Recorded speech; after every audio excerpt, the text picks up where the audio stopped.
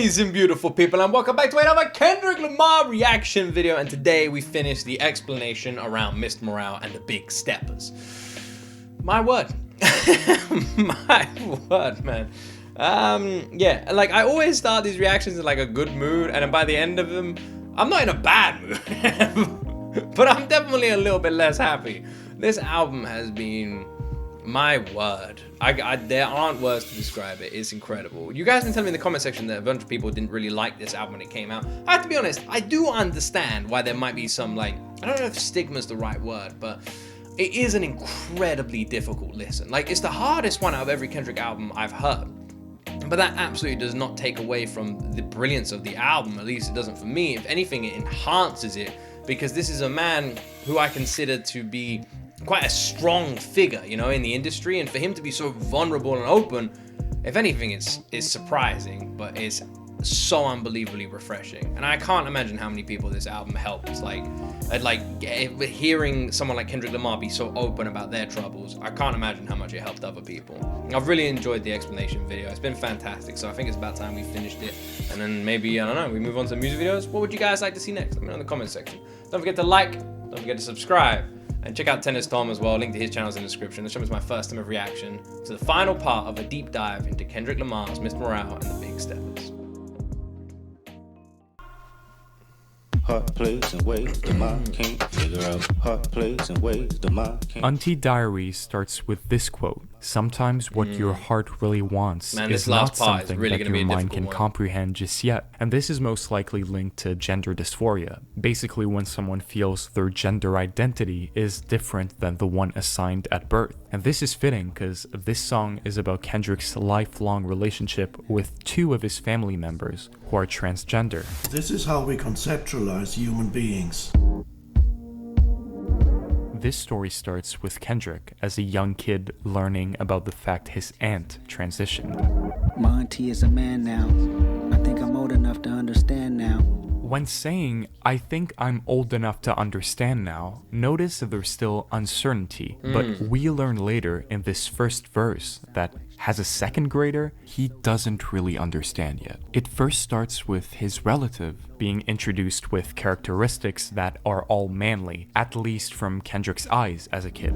Blue Air Maxes, gold chains and curl kits, 93 Nissan wax job the earliest. Even mentioning that relative has a girlfriend. And when Kendrick saw them together, that's what made him realize he wants a bad bitch when he gets big. I mean, who doesn't want that? But I said... I love that, it's weird because it's called Auntie Diaries, but should I say his uncle? I'm not really sure here, so I do apologize. I don't mean to offend anybody. For the sake of the song, I'll say Auntie, but I do apologize if I'm misappropriating here. But I love that his auntie literally is the reason Kendrick's like, man, I want a girl like that. Kendrick doesn't fully understand as a kid, and that's because he's misusing pronouns. My auntie is a man now. I watch him and his girl hold their hands down. One bar, it's him, scratching the likes from Lotto, hoping that she pull up tomorrow. And the other, it's she. He's constantly switching, but it's not done out of spite or anything, but just out of plain ignorance. Yeah. Ask my mama why my uncles don't like him that much, and at the parties why they always want to fight him that much. Today, we know where this hate comes from, but as a kid, Kendrick's mother tells him this. She said, ain't no telling. Niggas always been jealous because he had more women. So with this his answer, mother's Kendrick reply still as well. doesn't have knowledge of this hate, and this I feeling guess it doesn't of really help ignorance persists. Back when it was comedic relief. It's a cool reply because it's like a confident kind of reply, but it doesn't help a young mind understand the situation, really. Say faggot, faggot, faggot, faggot. We ain't know no better. Now, a lot of the people on release date were shocked that Kendrick would say the F word on a song, and today some people still doubt if it was really necessary. I won't make this video about whether or not I think the use of the word is justified, but from an analysis point of view and with the previous bars, it's clear it's not about using the word to attack anybody, but only to illustrate the ignorance of those kids, and especially Kendrick. My auntie is a man now. What? Yeah, especially with how the song ends. ends. You know it's not used in any way as a hateful slur. That's not why he's using it. It's supposed to be used in the idea of this ignorant person, and then with how the song ends, sort of makes it clear why else it was used. Obviously, I'm not going to justify it in any way. Kendrick goes on to have one of the most defining relationships of his life with this person. It's the person that picked him up from school and bonded with him over music. It's the first person Kendrick has seen write a rap. The first person I seen write a rap. That's when my life had changed. And came the day one of Kendrick's cousins decided to come out so they can be who they truly are. My favorite cousin said he's returning the favor. Demetrius is Marianne now. But this time, the family was more in shock. They said they didn't see it coming. The kids kept on joking. And on top of that, Kendrick still kept using he/him pronouns. Cousin, I knew exactly who he was, but I still loved him. Demetrius is Marianne now. And dead naming, calling a transgender person by their birth name when they have already changed their name. See how... Really making me understand how ignorant I am in general. Like, I consider myself completely accepting of every human being on this planet. But when it comes to terms and names, like, I've never heard of dead naming. And that's not because at all there's a part of me that is in any way against this. It's just not something I ever knew the term. It shows me right now that I am still learning. Wrong this is. It's like introducing him. Oh, that's Demetrius. He's called Marianne now. That doesn't make sense. And all these things might seem insignificant because Kendrick does show full support for Marianne's transition. But by not understanding fully and by still using the F word in jokes, misgendering them, dead naming them. That is the thing. It's like he's completely supporting them, but from like a child mindset. So he's supporting them, but not fully understanding. So that support is there and that love is there, but he doesn't understand it, which is why it's like when a kid uses a swear word. I remember the first time I said the C word, like my mother went nuts. And it was only because I heard someone else say it. My mother totally should not have treated me how she did after I said that word. I literally asked her, I said, like, what does this word mean? And my word, I wish I never said anything. My mother was crazy. Yeah, damn, man, I'm just having flashbacks now. Fucking hell. But yeah, like, that's the point. It's an ignorant child mindset where it's never from a place of malice. It's just from a place of curiosity. Ignorance that Kendrick has carried on for years, it's perceived as non-acceptance, so much that it drives Marianne away from Kendrick. We didn't talk for a while, he seemed more distant, wasn't comfortable around me, everything was offensive. It's really sad when you think about it. It seems like it's another of Kendrick's regrets that he's never gonna get fixed. He can't please everybody. But fortunately, it isn't one of them. Remember church Easter Sunday. I sat in the pew, you had stronger faith, more spiritual. Years later, Kendrick and Marianne find themselves in church as they are both religious like their family. Kendrick even says Marianne is a more devout Christian than most. But that day, something happened. Because the pastor didn't see him the same. He said my cousin was going through some things. Just pure unjustified hate in front of everybody. He promised the world we living in was an act on abomination, and Demetrius was to blame.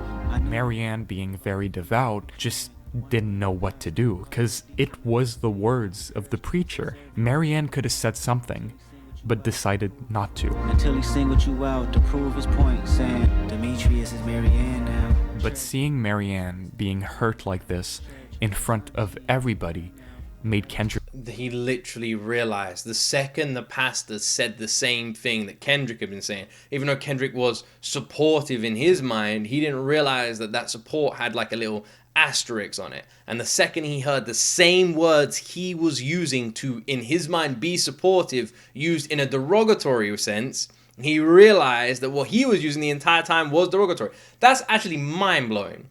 The whole time, Kendrick thought that the words he was using weren't hurtful until he heard them used in the exact same words, but with a hurtful tone.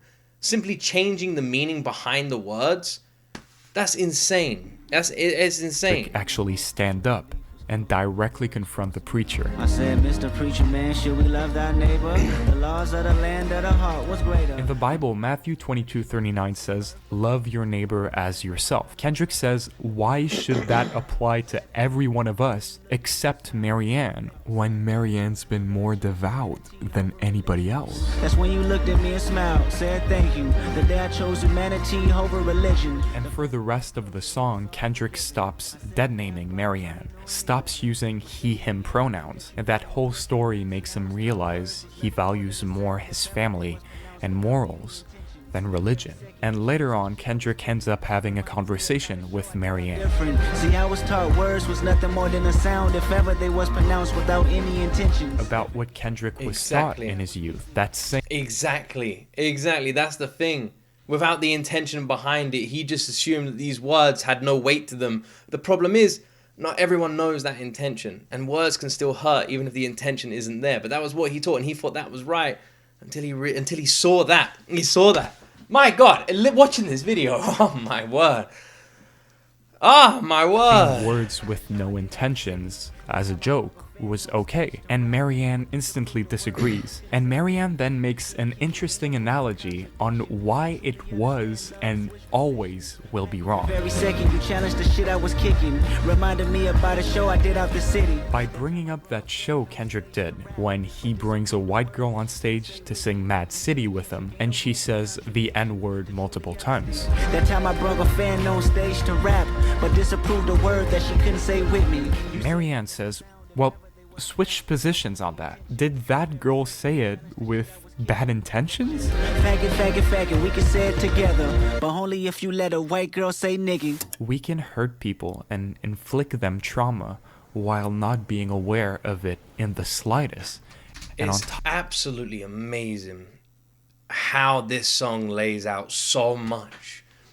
Auntie Diaries might be one of the smartest, most brilliant songs I have ever heard. And it's only through this analytical breakdown that I truly see the incredible writing around it.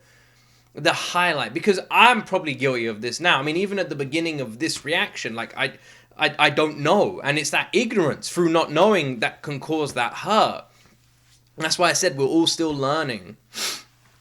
And that's okay, but you have to make sure that you are learning and you are changing and you do listen when people say something that you're doing is wrong. Because at the end of the day, it's not for you to say that you know what's wrong when you're not the person who that is focused at. You know? Like, I can't say I can't right now, as a straight white man, start saying what's right and what's wrong to say as for a gay black man, you know? Like, it would be completely wrong of me to make and create rules when I have no say or understanding of that situation. Which is crazy when you think about lawmakers in certain societies and countries where they literally do that, where they implement and create harsh rules and like guidelines and restrictions around people when they themselves aren't even those people. You have a group of 80-year-old white guys literally creating rules around different communities that they just are so detached from that it makes no sense for them to be coming up with rules for these people, or what's right or what's wrong, or, you know, talking about who can use this and who can go there and what's this for, when they're just completely detached. It's crazy to me. And I think Auntie Diaries is so genius in highlighting that. That even if the intention is not there, even if you say something and you never meant it that way, doesn't matter. And that ending statement sums it all up. I haven't seen that clip of that girl. I don't know what happened there at all in any way. It's kind of a scary clip. It is kind of like worrying. I don't know what happened there. Could someone like tell me what happened with that girl? On top of that, was she alright? We're actually being respectful. To truly love someone is to accept them fully for who they are. Mm-hmm. It was one of the worst performances I've seen in my life. Mr. Morale starts with a sample from a random video of a guy being angry that the Dallas Cowboys lost a game. It was one of the worst performances I've seen in my life. I couldn't sleep last night because I felt this shit. But that line is taken out of context to link to Kendrick's analogy at the end of Auntie Diaries, probably about the cringe of that whole event, honestly. Mr. Morale is a term that's important in this album, and we That's one of those don't clips I really want to know watch, what it but I'm means scared yet. to watch. Obviously, with Kendrick mentioning it in previous songs, it's gotta be related to him. He is Mr. Morale, but what does that mean? I think we can figure it out with the opposite of Mr. Morale, the Big Steppers. The two main differences between the two discs is Kendrick's ego, and if we link it to Eckhart Tolle's teaching that there is two of you basically, your ego-based mind and your deeper consciousness, if the Big Steppers is the ego, Mr. Morale represents a version of Kendrick that is purely him, and it seems he's reached or almost reached that peace of mind that comes with it.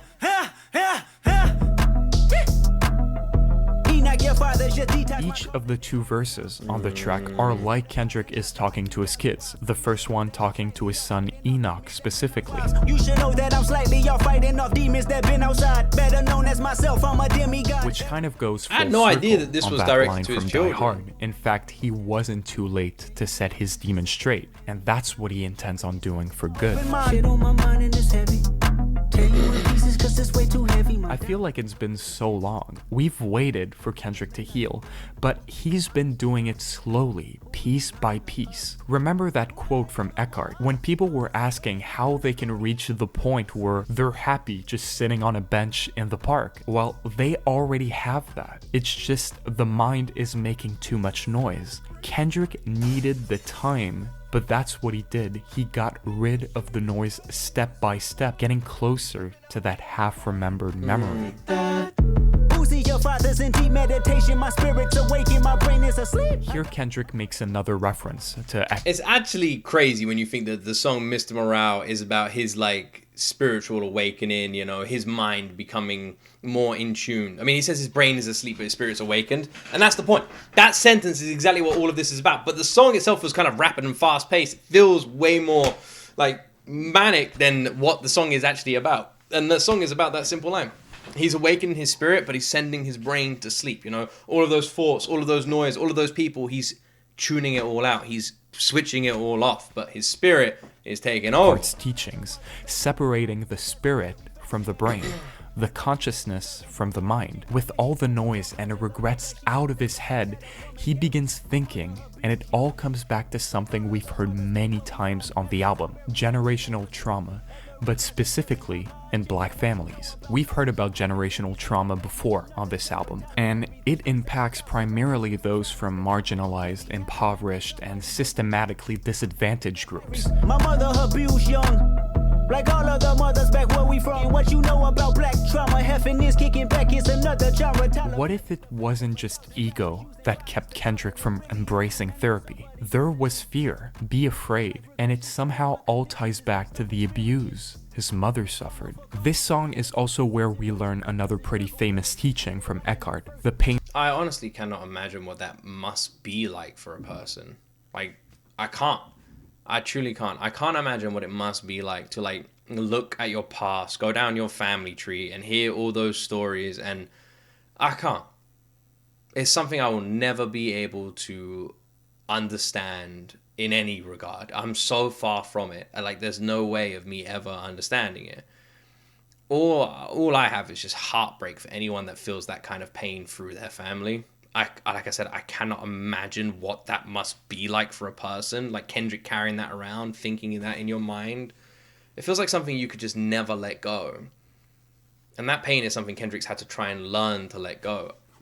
I can't imagine how difficult that must be. Body, which he summarizes like this: everybody carries a certain amount of emotional pain in their energy field, and it often originates in childhood. The residues gradually build up, and by the time a person reaches adulthood, he or she carries an emotional energy field inside that can be described as pain that you carry from the past. I like that way of periodically, wording the it. pain body awakens from its dormant state and needs them to experience additional pain in order to stay alive. It needs to feed on additional pain so it actually creates emotional pain. Say, hydrate. It's time to heal.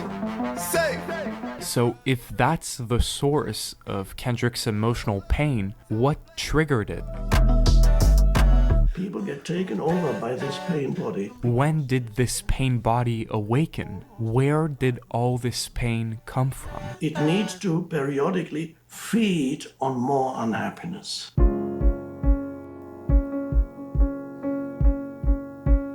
Mother I Sober is a song where Kendrick is at his most vulnerable. I'm sensitive, I feel everything, I feel everybody. But he's finally ready to talk about this truth, the story he needed to tell from the very start. Heal my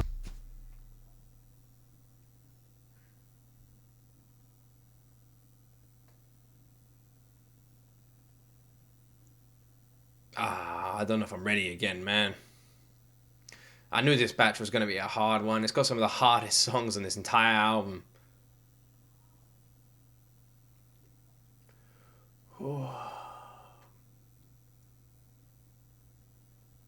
Just immediately hearing that piano opening, I know I'm doomed. secrets that I hide, buried in these words, death threats, ego must. Kendrick's about to tell a story that happened a long time ago, something that's haunted him ever since, and that he can't remember with precision. Pacify broken pieces of me, it was all a blur. One very important thing about these secrets he hides is that it's all blurry. It's like you're trying to remember your first memories when you were a kid. You get these flashes of imagery, but you can't really tell if it actually happened or not. Mother cried, put their hands on her, it was family ties, I heard it all, I should have grabbed a gun. And that's because it took place when he was only 5 years old. We have only 2 lines describing this old memory.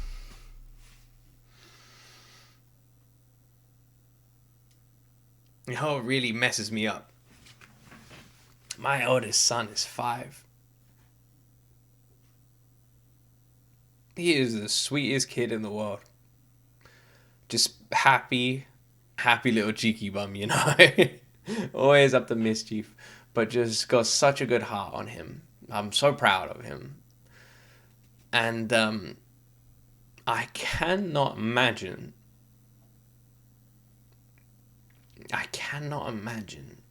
him witnessing, experiencing something like that. Like imagine, like putting him right now in that situation tears my whole soul up. This tiny little innocent thing. I hate it. I hate it so much. I hate that so many people watching this have stories like that.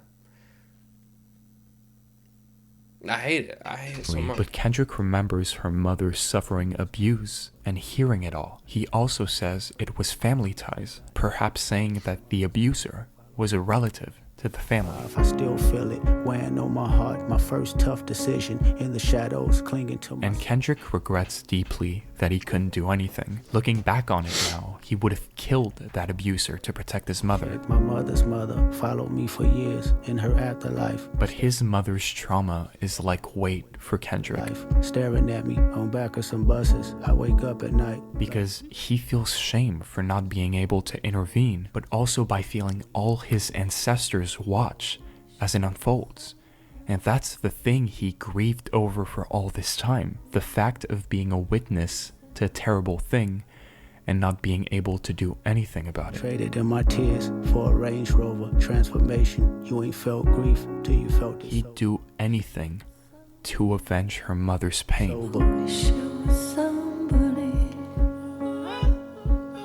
And that shame is so heavy, he wishes he was just somebody else. Anybody but myself. I gotta say, shout out the amazing legend who put together this video, because you can hear the pain in the commentary here. He's given it the right tone and the right words to match exactly the feelings that's going on here. Fucking hell, man. This line makes everything that happened in the first leg of the album a bit clearer, with Kendrick desperately trying to be somebody else to escape this grief. I remember looking in the mirror, knowing I was gifted. The second verse gives us another collection of fragmented memories from Kendrick's past, likely not far off from the age of 5 as well. And suddenly, this happens. Family ties, they accuse my cousin. Did he touch you, Kendrick? This comes out of nowhere, and it's intended. Kendrick just remembers his mother asking him, "Did your cousin touch you inappropriately?" Never lied, but no one believed me when I said he didn't. But Kendrick says no. However, no one believes him for whatever reason. But he's a kid, he doesn't understand the context yet, but he feels how serious that question is, and that seems to slowly take a toll on him. Moments still holding on it, hard to trust myself. I started rhyming, coping mechanisms to live. That feeling is something that's gonna drive him to start writing. Anyone who shits on this album can just fuck off. Like, honestly, this is a man opening up his soul to the whole damn world. This is amazing. This is an incredible piece of media right here. This is a fucking masterpiece of like soul searching, and the amount of people that this album is gonna help has probably helped. I will never accept any criticisms towards Mr. Morale and the Big Steppers ever. This album is an album that so many people needed, and Kendrick was so fucking strong to release an album so vulnerable, revealing so much about him. Mechanism to lift up himself. But it's amazing. Like he said, some people tell him to not be so hard on himself. Time makes you forget things, and time passes for Kendrick. Congratulations, made it to be famous. Still I feel uneasy. But there's still that itch, that feeling that something is wrong. The only thing that makes him feel calm is nature and silence. But then it happens again. Did he touch you? I said no again. Still they didn't believe me. Another time. Why does this keep coming back? Kendrick said no, but no one believes him, and all he has is those broken memories in his head. Remember what I said about when you're 5 years old and you don't remember much? The only thing Kendrick remembers is that same question being asked repeatedly. So there's a terrifying thought that takes root in Kendrick's mind at that moment. If no one believes me and I can't remember it, did I suffer abuse as a kid and I just forgot it?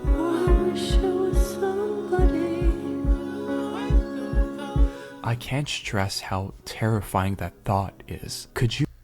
This song is so amazing and so horrible at the same time.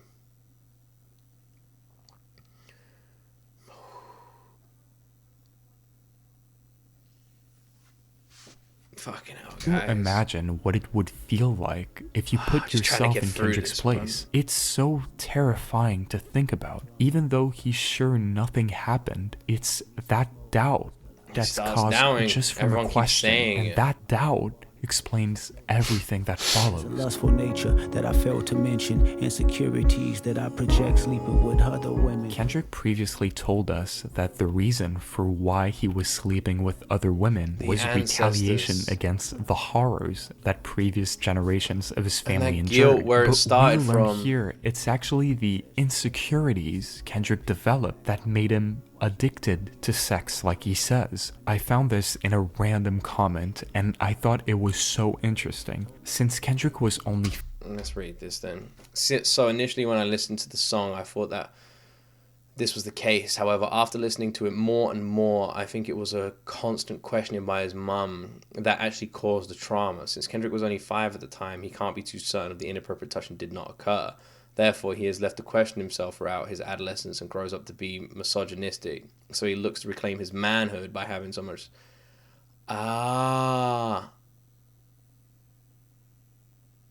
Because his mother constantly asking him, did he touch you?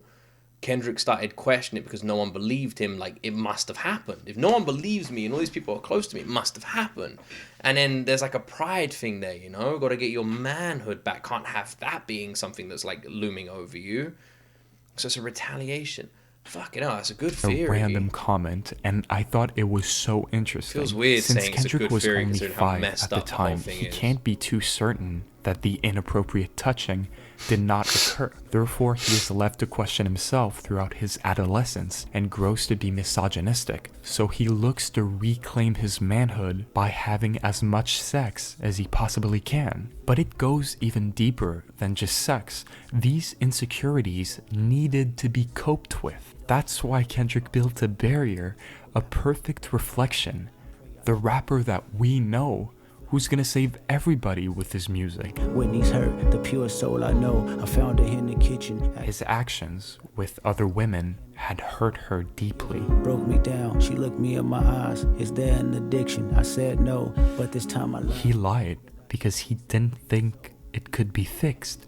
It's not something you can just undo at some point. And when Kendrick's trauma is so complex and is sparked by a single question, how can you undo it? Even in her pain, know she cared for me, gave me a number, said she recommended something. That's why he came here in the first place. But now that everything's clear, even in her pain, man, Whitney is a real one. Even in her pain through all of this, Kendrick, it was like, can you imagine how fucking incredible as a person you have to be? And it feels weird saying that because, like, it is well weird.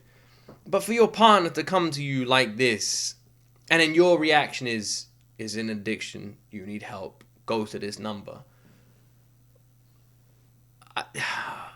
Kendrick got himself an incredible partner. he tries to see why did all of this happen What an and why amazing no one teammate. believed him when he said no. I asked my mama why she didn't believe me when I told her no. I never knew she was violent. And we learned that on top of the abuse she suffered when Kendrick was a kid, she was also violated another time. And that, of course, as a good mother, she would never let anyone do this to her son. Told me that she feared it happened to me for my protection. Though it never happened, she wouldn't agree. Though it never happened, she just wanted to protect Kendrick from ever experiencing that. So she tried to make sure, asked him repeatedly, "Are you sure your cousin didn't touch you?" But no matter how many times Kendrick said no, it wouldn't be enough. Now I'm affected. So it was more her insecurities at that point then. Because no matter how many times Kendrick says no, she's worried that he's lying. You know? No matter how many times he says no, that worry is still there. Kendrick could never get rid of that from his mother's mind because of what happened to her. Even if it's true what Kendrick's saying, his mother will always be worried that 20 what years isn't. later, trauma has resurfaced, amplified as I write And this. Kendrick even says himself that nothing's wrong. Nothing happened. But those questions, over time, made this abuse that never happened real. Questioning myself long for many years. Nothing's wrong, just results on how them questions made. I can't think of Did you guys say that this is one of the songs that Drake shit talked? What kind of fucking human being listens to this and has any kind of emotion that isn't just sympathy for this man? the sadder story. When you think from where it stemmed, this is the destructive power of generational trauma and how all these people never did something out of hate or vileness. It's the vileness one person suffered that trickled down to everybody. A question that you ask to make you feel more secure as a parent, make you in a way heal this trauma you suffered, can eventually make your child so insecure with himself and his self-worth that they cheat on the person they love the most in the world. I made it home, 7 years of tour, chasing manhood, but Whitney's gone. The damage is already done, and it's like a curse. It all seems uncontrollable. With Chasing Kendrick that by manhood. himself, about Chasing to that lose the manhood. He person literally he says it cares about himself. the most.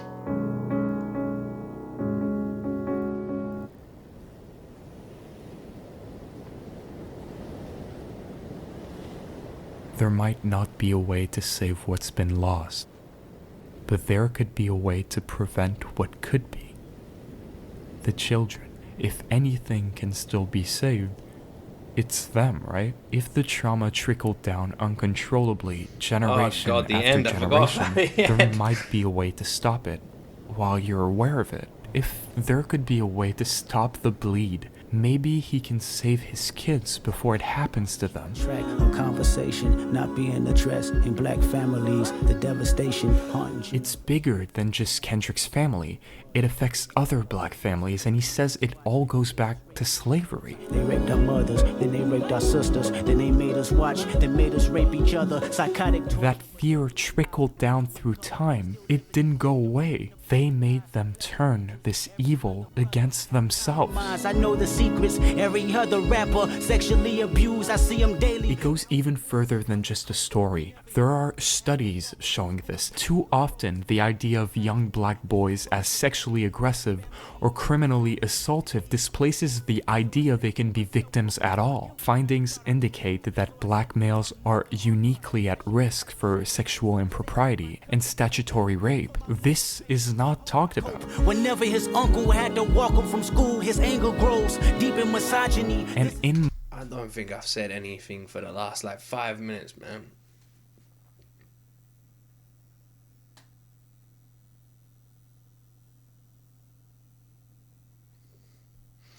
I feel like listening to Kendrick should be like homework for the world. And I don't even mean that as a joke. I am so deadly fucking serious when I say that. I swear. I feel like that simply by listening to this man's words, you understand and grow as a person. I really do. I really do. I so do. I feel like every single person on this fucking planet would be a little bit better if they sat down one afternoon and put on this man's discography and just went through it. And I really mean that. There are so many important lessons and messages for people to educate themselves on that he presents in such an understanding way that makes you question your own damn life in ways you didn't even know were there. There is no human like this man on this planet, and the world is better for having him in it. Most of these incidents, the abuser is more likely to be a family member than a stranger. These abusers don't even go away. It's a cycle of intergenerational violence. Kendrick said before he'd not hesitate to kill the abuser of his mother if he could. This guilt he built up inside him, it's only understandable. All these abusers should pay. But here, Kendrick does not do that. So I set free myself from all the guilt that I thought I made. Forgive everyone. So I set free my mother, all the hurt that she titled shame. His mother, his cousin. So I set free my cousin, chaotic, for my mother's pain. He's letting it go. The hate, the trauma, but most importantly, all the abusers, all the perpetrators of this hate, this pain. Why? Hurt people. Killing this abuser would only help propagate even more violence in the family. Kendrick does the unthinkable, but it's all to make sure that his children will never go through what he went through. As I set free all your abusers, this is transformation.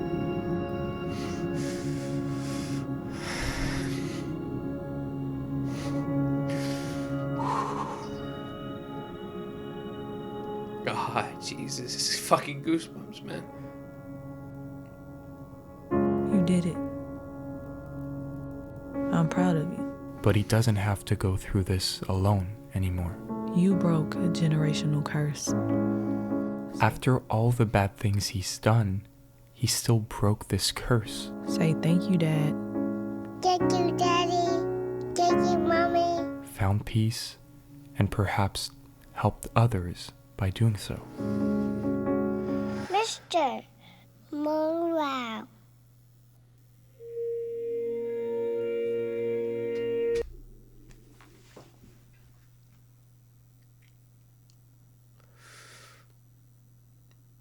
One of the most... fuck me.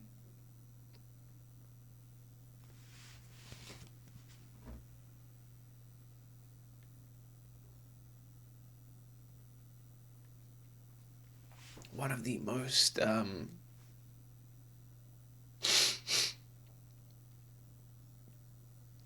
important songs ever created, in my opinion.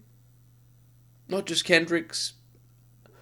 I don't think in my life I've ever sat down and listened to a song more important than Mother I Sober. I cannot think of one example. This man shared his entire family, his entire generational trauma, his personal experiences, his mindset, opened it all for the world so they can understand the correct way to heal themselves. And that by being hurt and then choosing to hurt in retaliation continues that cycle forever. And the only way to break it for his children, for his partner, was to let it go.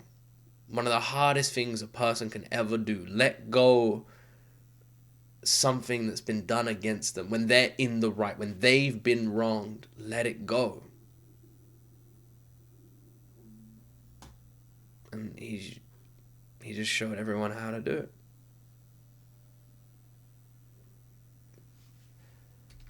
I didn't think it would hit me The this song hard. ends with a familiar melody, but this time it's about acceptance. God, what an amazing album. Kendrick accepting What an himself amazing for who he really is. You guys told me there's, I got to check out all the behind music mirror, videos. and We will. hoping that you accept him with everything he just said.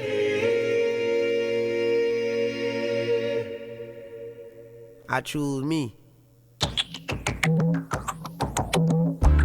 After finally finding peace on Mother I Sober, he's making it clear that he can't be anybody's savior, and that from now on, he's gonna prioritize himself and his family. Better if I spare your feelings and tell you the truth. I can't imagine what We won't future grow music from waiting Kendrick's on gonna him. be like with his mindset now. It's not about being hip-hop's savior anymore. It's about rebuilding his own world.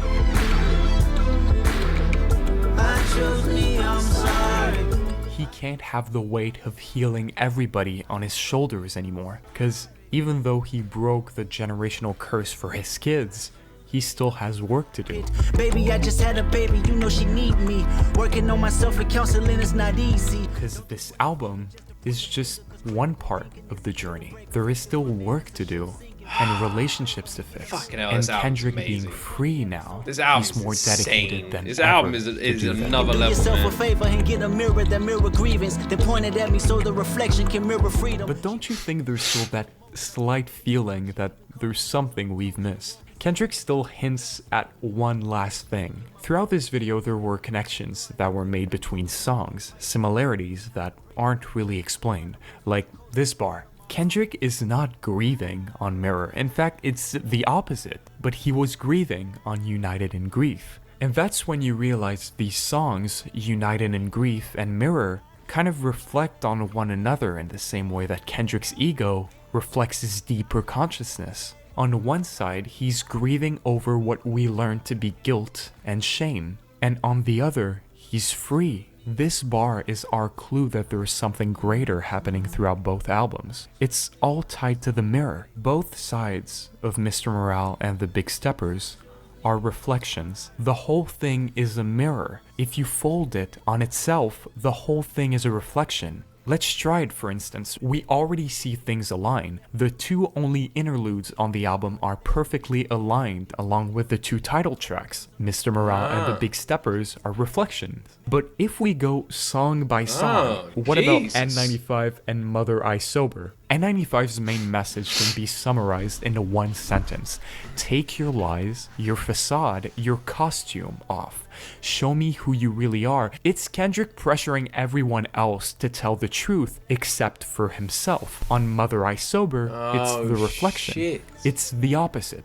Kendrick tells everything. He takes his mask off, but it also goes deeper than general themes. Specific bars also reflect each other. Just when you think that the album is literally just Kendrick Lamar's therapy session, that it is him opening up and sharing all this shit that went on in his life and happened to his relatives and his ancestors, and it's a therapy session. Just when you think it is that, and like that isn't exactly simple in its own right, Jesus Christ, this man is a In genius. N95, he says, I'm done with the sensitive. The first line of Mother I Sober is, I'm sensitive. Die Hard and Auntie Diaries is one of my favorite examples because they actually go full circle. When you look at lyrics in Die Hard, like, if I told you who I am, would you use it against me? Or, I want to see the family stronger. It can also very well be associated with Auntie Diaries, and also the track ends with the bar, the family got closer, it was all forgiven, completing Kendrick's wish he had on Die Hard. Father Time and Savior deal with the same general idea, but on a different scale, idolizing someone while they're only human. Rich Spirit and Silent Hill both tackle the topic of criticism in different ways. Rich Spirit is aggressive and taking criticism seriously, and Silent Hill is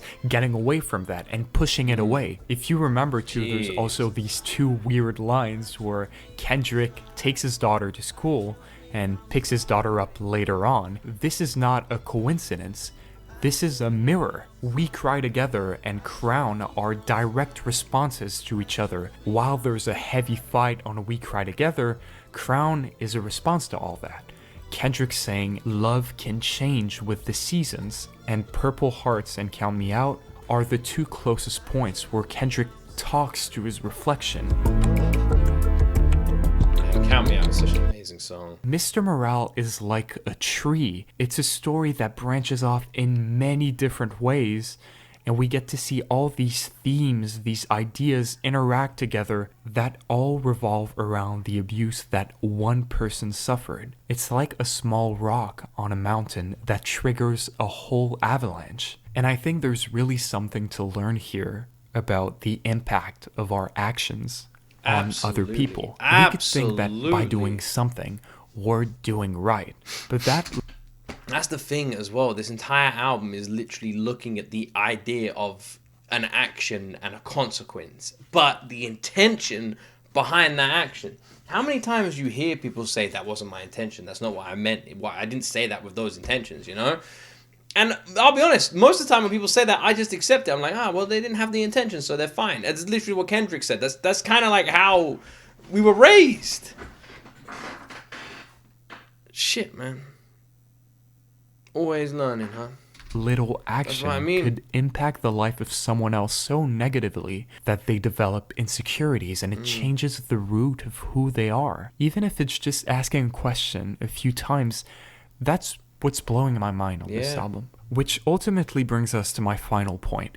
They are the same person. This album treats Kendrick's reflections like they're different persons, but they're not. It's all in your head. You can choose whoever you want to be. If you want to change, just it can't happen instantly. It's something that's gradual and honest. It's the constant fight between who we pretend to be to hide who we really are. Just know that whatever side of the mirror you're on, the people who love you will accept you for who you are no matter what. And if you really love someone, you should do the exact same, no matter the reflection. What a fucking amazing video. What an amazing video. I want to say as well, off the back of what Tennis Tom said, when it comes to change, I've seen so many people in my life not want to change, think it's too late to change, feel like they're too far down the hole, and they're just like, there's no point now, I'm too far gone. Just remember, every journey of change, every single one starts with just one action, just one step. That's it. You take that single step towards something different every single time. I literally remember being in school, being an aggressive little shithead, you know? And I've told this story. And then one day, I just decided I'm going to spend my money on books, on a bag, on, you know, I'm gonna get my hair cut. I'm going to look after myself a little bit more. That was it.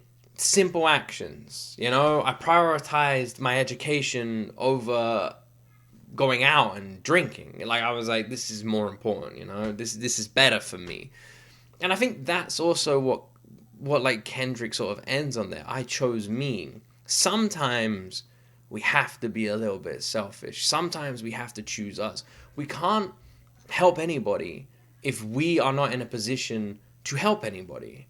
You can't, imagine you're at the top of a mountain and you throw a rope down to help someone up. They grab it and just pull you straight down with them. Why did that happen? You weren't strapped in, you weren't prepared, you were just hanging off the edge of the mountain holding a rope. You were in no position to help them up. You have to put yourself in a position of strength first. You have to be mentally strong. You have to be in that position where you can actually help someone, actually make a difference, actually make a change. And I think that's the whole point in this album. Kendrick chose him. Kendrick, people were looking at him as this savior of music, and he sort of just leaned into it because it was easy for him as an escape from any negative thoughts from his past. So fuck it, he is the musical messiah, until he realized it was just making things worse and he wasn't happy. And it was only when he chose to fix him and not listen to what other people were saying about him, that reflection of him in the mirror, and think about who he really was, that he built on himself. And he's now in a position where he could help other people. But that was never the goal. It wasn't to help himself so he could help others. Not really, but also, yeah. But his family and his loved ones and his children, that's who he wanted to help. And as long as he was this broken piece, it was never going to fit in that puzzle. You had to fix it first. It's a beautiful album with an amazing concept. It is, in my opinion, one of the strongest emotional albums that could help people all over the world with different traumas and issues and addictions. I truly feel like Mr. Morale and the Big Steppers is one of the most important pieces of music ever created. I think it is outstandingly deep and heartbreakingly personal. I've had the best and worst time reacting to it, and I wouldn't change a damn thing, man. I'd listen to it all again for the first time. This was a painful journey to go on, but how many times I just share a random story about myself, and I think that's the whole point. This album does that to you. It opens you up, makes you want to talk about shit you've gone through. And that's so incredibly important. The healing starts with a conversation. I hope you all enjoyed this reaction.